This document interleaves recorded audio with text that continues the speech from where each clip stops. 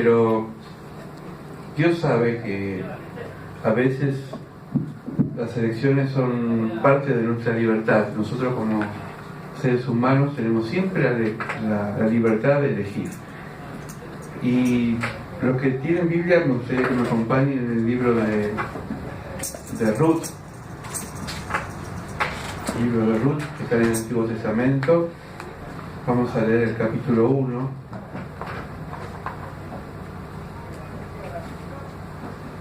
Versículo 1 en adelante, Ruth.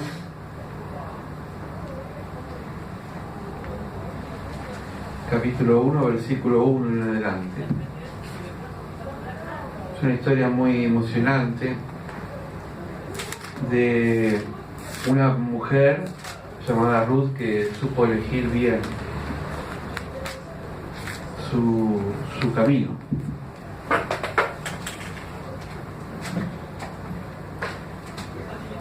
El libro de Ruth, capítulo 1, versículo 1 en adelante. Dice así: Aconteció que en los días que gobernaban los jueces, hubo hambre en la tierra, y un varón de Belén de Judá fue a morar en los campos de Moab, él y su mujer y sus 2 hijos. El nombre de aquel varón era Elimelech, y su mujer se llamaba Noemí, y los nombres de sus hijos eran Malón y Kelión, efrateos de Belén de Judá. Llegaron pues al campo de Moab y se quedaron allí. Murió Elimelech, marido de Noemí, quedó ella con sus 2 hijos, los cuales tomaron para sí mujeres moabitas. El nombre de una era de Orfa y la otra se llamaba Ruth, y habitaron allí unos 10 años. Y murieron también los 2, Malón y Kelión, y quedaron así la mujer desamparadas con sus hijos de su marido. Entonces se levantó con sus nueras y regresó a los campos de Moab, porque oyó que el campo de Moab de Jehová había visitado a su pueblo para darles pan. Salió pues del lugar donde había estado, y con ella y sus 2 nueras comenzaron a caminar para volverse a la tierra de Judá. Y Noemí dijo a sus 2 nueras: Andad, volveos cada una a su casa de su madre. Jehová haga con vosotras misericordia, como lo habéis hecho con nuestros y conmigo. Os conceda Jehová que halléis descanso cada una en su casa de su marido. Luego las besó, y ellas alzaron su voz y lloraron. Y le dijeron ciertamente: nosotras iremos contigo. Y Noemí respondió: vuelvan, hijas mías, ¿para qué van a venir conmigo? ¿Tengo yo más hijos en el vientre que puedan ser vuestros maridos? Volveos, hijas mías, e idos, porque yo ya soy vieja para tener marido, y aunque dijese esperanza tengo, en esta noche estuviese con mi marido y aún daría a luz a hijos. ¿Habíais vosotras de esperaros hasta que fuesen grandes? ¿Habías de quedaros sin casar por amor a ellos? No, hijas mías, que el mayor amargura que tengo yo que vosotras, pues la mano de Jehová ha salido contra mí. Ellas otra vez alzaron su voz, lloraron, y Orfa a su suegra, mas Ruth se quedó con ella. Es decir, una se fue y otra se quedó. En este caso fue Ruth. Y Noemí dijo: he aquí tu cuñada se ha vuelto a su pueblo y a sus dioses. Vuélvete tú también con ella. Respondió Ruth: no me ruegues que te deje y que se aparte de ti, porque donde quiera que tú fueres, iré yo. Donde quiera que vivieres, viviré yo. Tu pueblo será mi pueblo y tu Dios será mi Dios. Hasta acá. Amén.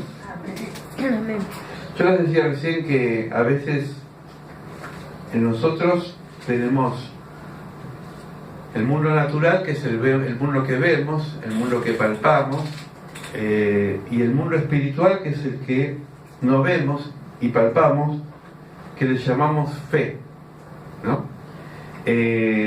Dios siempre bendice a las personas que tienen fe. Dios siempre ha bendecido a aquellas personas que no se guían por vista, sino que perciben que hay algo más de lo que ven, ¿no?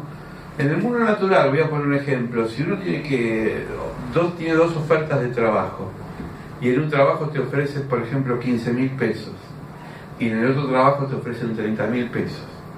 Encima del segundo trabajo vas a trabajar menos horas y vas a trabajar en lo que te gusta. ¿Qué elegiríamos? Es obvio, ¿no? Lo que más gano, lo que menos esfuerzo pueda hacer y lo que menos horas pueda trabajar. Eso sería el mundo natural y lógico. Ahora, ¿qué pasa cuando aquellas cosas que son buenas no me convienen?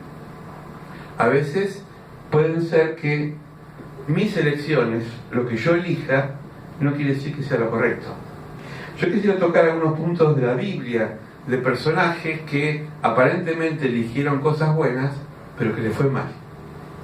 Vamos a empezar por Abraham. Ustedes saben que Abraham, esto lo vamos a encontrar en el Antiguo Testamento, en el libro de Génesis.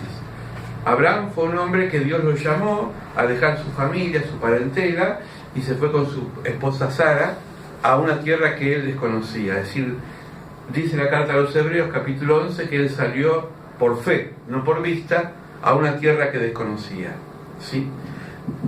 En esa tierra que él desconocía, que era rumbo hacia Canaán, tuvo hambre, había necesidad económica, y se sintió tentado para ir a vivir a Egipto. Entonces la lógica de un ser humano que tiene que mantener una familia, y no una familia como la nuestra de 2 o 3 hijos, él tenía criados, tenía un montón de gente a su cargo, aparte de su esposa, tenía personas que mantener, y entonces era toda una caravana de personas. Entonces él escuchó que en Egipto había pan, había alimento, había trabajo. ¿Qué hizo? Bueno, está bien el llamado de Dios, pero yo voy a ir a donde realmente necesito un ingreso económico. Hasta acá vamos a guiarlo por lo que sería la lógica humana. Usted conoce bien la historia, dice que cuando llegó a Egipto, realmente Dios estuvo con él, pero Dios no estaba de acuerdo con él. Y eso tiene que ver siempre con lo que Dios permite, pero Dios no quiere que hagamos. Porque como Dios nos da libertad de obrar, a veces lo que puede ser nuestra elección buena termina siendo errónea, ¿no? Después dice el relato que Abraham tuvo un sobrino que se llamaba Lot, ¿se acuerdan? Y hubo un conflicto entre la gente que trabajaba para Lot, es decir, los peones, y los peones de Abraham, se peleaban, y entonces Abraham dijo, bueno, no es bueno que nos peleemos como familia, vamos a dividirnos. Cada uno va a elegir un lugar diferente para ir a vivir. Y Abraham, como buen persona gentil y caballero que era, le dijo a su sobrino, vos elegí primero. Y Lot siguió por vista y vio un valle hermoso, una pradera que realmente parecía esas de películas, con lagos y con follaje, con verde. Y dijo, yo me quedo con eso, vos te quedás con lo otro. Y esa pradera, ese valle hermoso que eligió, con lagos, con seguramente patitos y un montón de naturaleza, era la ciudad de Sodoma. Entonces, mucho después, Dios mandó ángeles a Abraham para decirles que esa ciudad iba a ser destruida porque estaba corrompida. Y Abraham se da cuenta, le cae la ficha de que su sobrino estaba viviendo en ese lugar. Entonces empieza a negociar con Dios y le dice, bueno, si hay un justo, o hay 10 justos, o hay alguien que valga la pena, no es así literalmente como lo estoy diciendo, pero para que se entienda, empieza a pedir, a interceder a Dios para que no toque la vida de Lot y su familia. Y Dios, como ve en el corazón de Abraham, un corazón intercesor, un corazón que busca de Dios, dice, bueno, yo voy a respetar la vida de ellos, pero que salgan, voy a mandar ángeles para que los saquen de ese lugar, porque voy a destruir ese lugar. Fíjense, la primera elección de Lot fue aparentemente buena por vista, pero los resultados fueron negativos. ¿Me van siguiendo? Amén. Abraham era una persona de edad y tenía necesidad de descendencia. O sea, ustedes saben que en esa época no tener hijos era un pecado. Hoy en día no lo vemos así, pero según la ley de Moisés, el no tener hijos era una ofensa. Y entonces Abraham era ya de edad avanzada, también su esposa Sara era de edad avanzada, rayaba ya los 90 años, y entonces, ¿qué hace? Busca un atajo. Cuando uno está desesperado siempre busca un atajo, una salida fácil, rápida, que me dé soluciones inmediatas. Y a veces los atajos no son buenos, porque queremos acelerar los procesos. Esto tiene que ver con a veces quemamos etapas de nuestra vida, sobre todo los jóvenes, ¿no? Que a veces queman etapas y contraen hijos de juventud y después dicen, yo quisiera haber estudiado, quería haber trabajado, quería haber hecho un montón de cosas y ya tengo un hijo en camino y bueno, ya está. Pero a veces quemamos etapas, a veces podemos quemar etapas en nuestras decisiones. Y Dios tiene para eso paciencia y nos pide también paciencia a nosotros. Y Abraham buscó un atajo consentido por su esposa, porque la idea fue Sara, le dijo, bueno, como yo no puedo darte hijo, ten hijo con mi sirvienta, y le dio a Agar su esclava, y de Agar nació Ismael. Hasta el día de hoy, el conflicto que hay entre los árabes y los judíos, porque los árabes vienen de la descendencia de Ismael, es por un atajo que buscaron este matrimonio por ser impaciente, por no esperar el tiempo de Dios. Dios después le dio a Isaac, que fue de bendición, pero ya había un conflicto en la familia. Fíjense en qué mal que tomaron la decisión, que después la propia Sara, que fue la idea de que tenga relaciones con su sirvienta, le dijo, esta mujer y su hijo me colman la paciencia, echalos. Y Abraham, que era flojo de carácter, obedeció a lo que dijo su esposa, es decir, se pusieron de acuerdo y a Agar la echaron al desierto. Pero como Dios nunca desampara a sus hijos, dice que en el desierto le dio agua para que sobreviva y pudo así sobrevivir ella y su hijo Ismael. Mala decisión. ¿Por qué? Porque a veces, cuando tomamos decisiones apresuradas, nos equivocamos. ¿Cuántas veces, no? Nos hemos equivocado por eso. Pero en el caso de Noemí era diferente. Noemí era una mujer que no era cristiana, vamos a decir, no era creyente como era otras personas de la Biblia. Era una mujer de otra religión, ¿no? Noemí tenía una suegra que se llamaba, Ruth tenía una suegra que se llamaba Noemí y en ese momento hubo hambre. En Belén, ¿sabe qué quiere decir? Casa de pan. En la casa de pan no había pan, había hambre. Tuvieron que emigrar a otro lugar, como mucha gente emigra a otro país a buscar el futuro cuando no hay pan en su país. O sea, pasa hoy en día. Noemí se sintió conmovida y alertó a Ruth y le dijo, mira, si vos venís conmigo, vas a sufrir, porque yo no tengo de nada que darte. Murió mi esposo, murió tu esposo, es decir, que quedamos en Pampa y la Vía, no tenemos obra social ni tenemos asignación universal por hijo, en esa época no había nada de eso, así que no sé cómo vamos a vivir. Una de sus nueras, Orfa, dice que se fue a buscar mejor rumbo, no está mal, pero Noemí vio en el corazón de Ruth un acto de fe. Ruth dijo, vos vayas, yo voy a ir. Tu pueblo será mi pueblo y mi Dios, tu Dios será mi Dios. Es decir, no eligió por ni por comodidad ni por conveniencia, sino por fe. En la misma línea de pensamiento, en la Biblia nos muestra otra mujer que aparece en Josué, que se llamó Rahab, que fue una prostituta que vivía en Canaán, especialmente en Jericó, en un lugar de Jericó. ¿Se acuerdan que la Biblia dice que Dios mandó, le dijo a Moisés que mande 2 espías, ¿no? Mandaron varios espías, pero 2 espías que eran nobles. Los primeros espías que mandó Moisés vieron la tierra y tuvieron miedo porque dice que había gigantes, qué sé yo, pero de los 10 había 2 valientes, que era uno Caleb y otro Josué. Y cuando muere Moisés, el sucesor de Moisés fue Josué, y Josué manda espías para ver esa tierra más de cerca, y manda específicamente a Jericó. Y estos espías extranjeros en Jericó se disfrazan, y una mujer que no era creyente, que tenía muchos dioses, muy parecido a Ruth, los alberga en su casa, los cuida de ser apresado, y Dios le promete a través de su siervo que ella y su familia iban a ser salvas. Es decir, que cuando Dios destruía toda esa ciudad, ellos no los iba a tocar. Fíjense, Rahab y Ruth, ambas, no se guiaron por vista, sino por fe.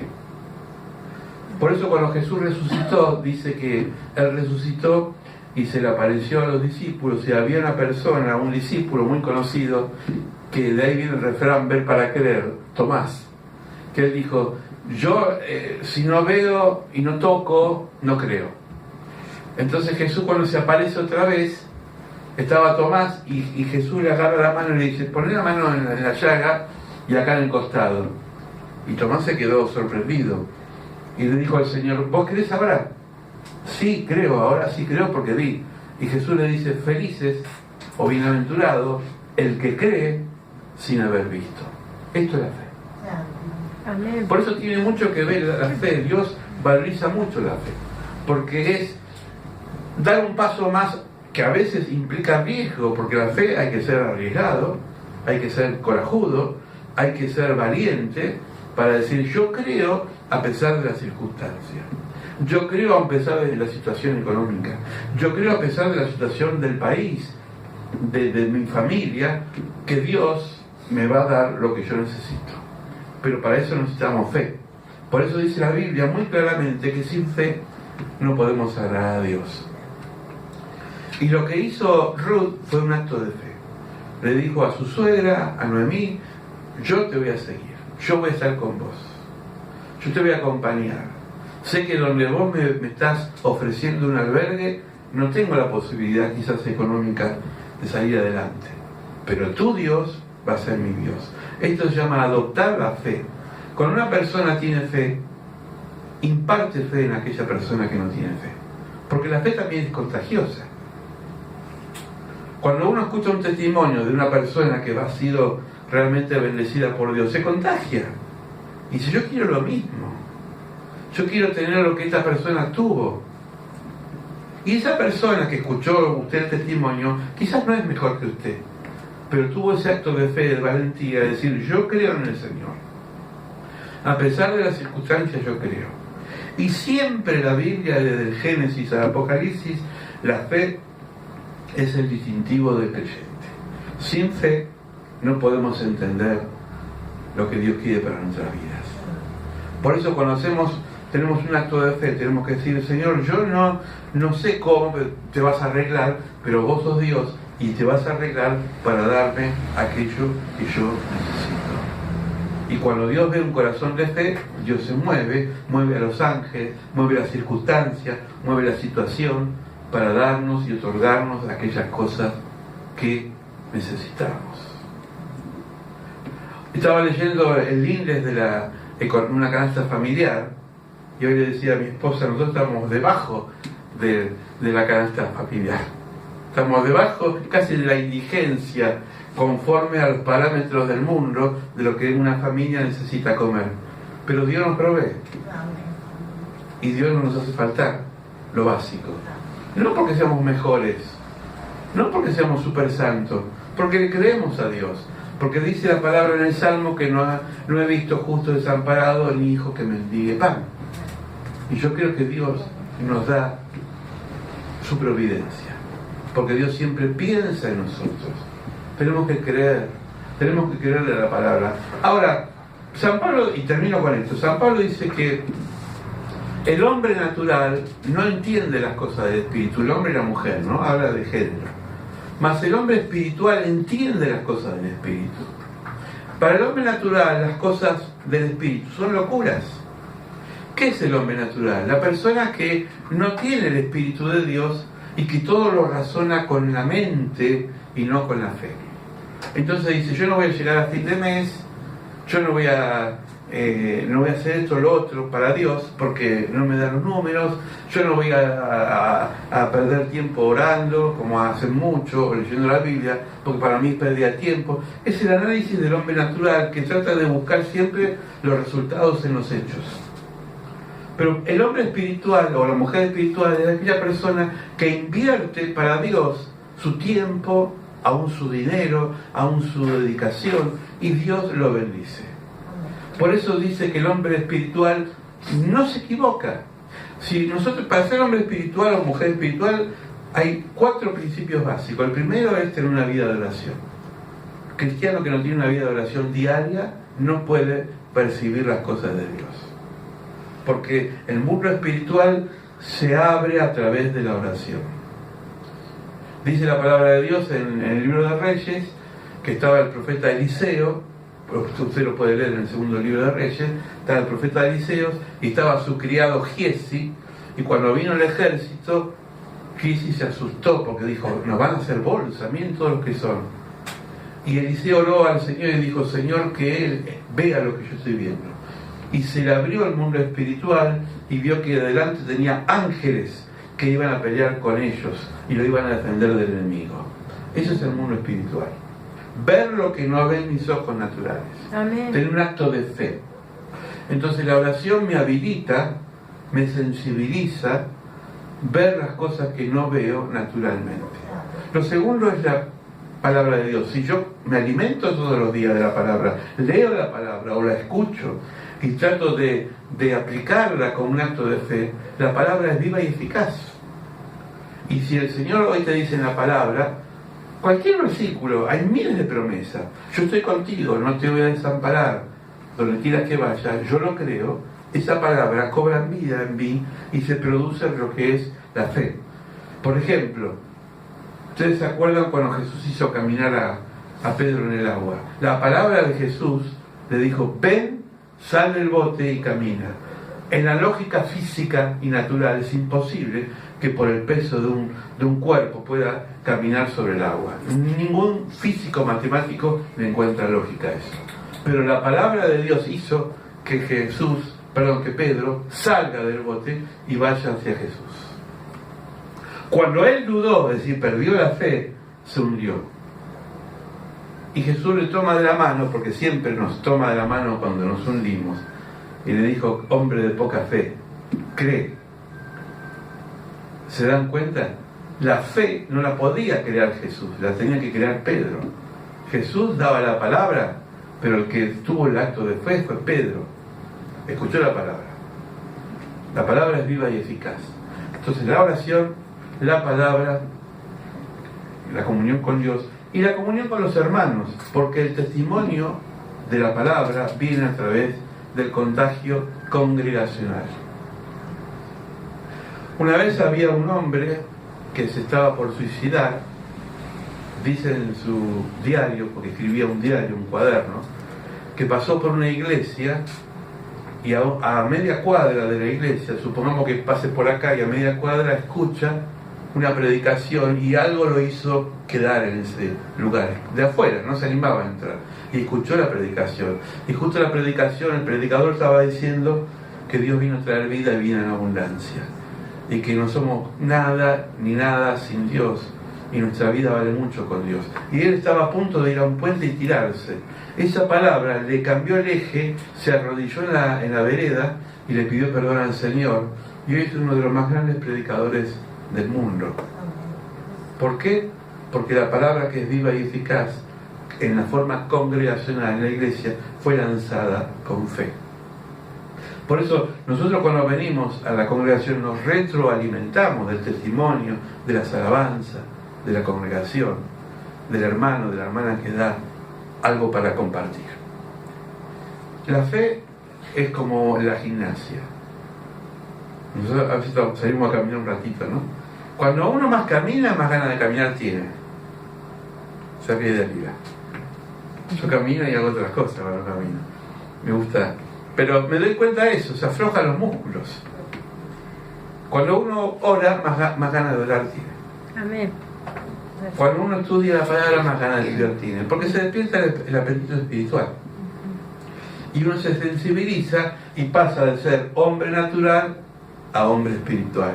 Ya las cosas de los ojos no son las únicas que nos hacen ver la realidad, sino la fe.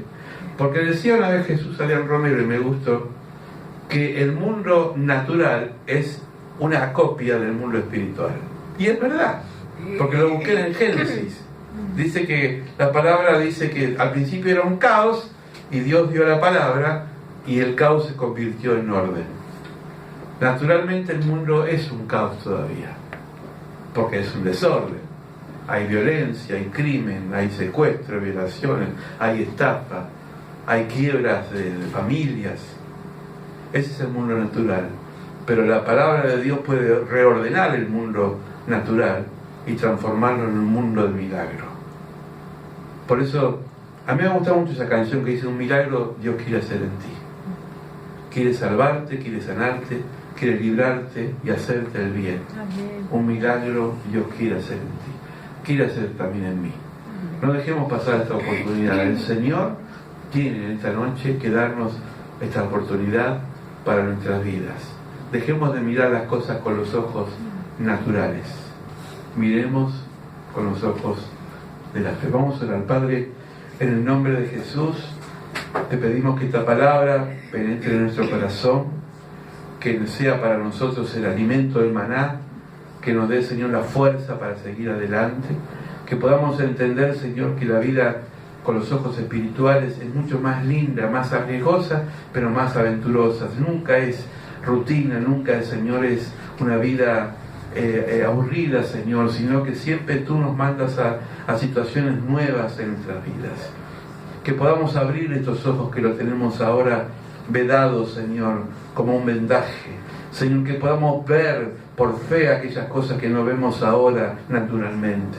Que tengamos esa fe audaz que tuvo Ruth, que tuvo Rahab, que tuvo Abraham cuando escuchó tu voz y salió de la tierra.